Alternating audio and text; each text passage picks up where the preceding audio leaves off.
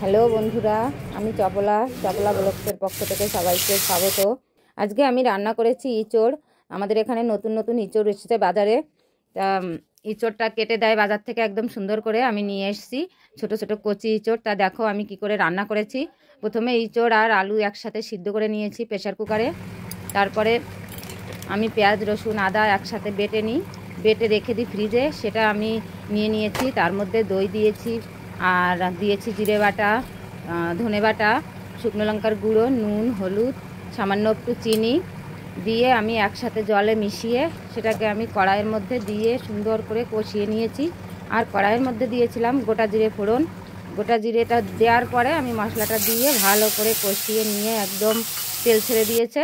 তারপরে আমি সিদ্ধ করে রেখেছিলাম ইঁচড়টা, সেটা আমি দিয়ে আবার মিশিয়ে সুন্দর করে কষিয়ে আমি জল দিয়ে দিয়েছি। অল্প পরিমাণে জল দিয়েছি, যেহেতু সিদ্ধ করা ইঁচড়টা। তোমরা সবাই জানো এই রান্নাটা কী করে করতে হয়, তাও আবার আমি নতুন করে দেখালাম আমার পদ্ধতিতে। আমি এইভাবে রান্না করি। তা তোমাদের যদি ভালো লাগে আমার রান্নাটা খুব সহজভাবে রান্না করা, একবার লাইক কমেন্ট শেয়ার করে দিও। Good bye, tata.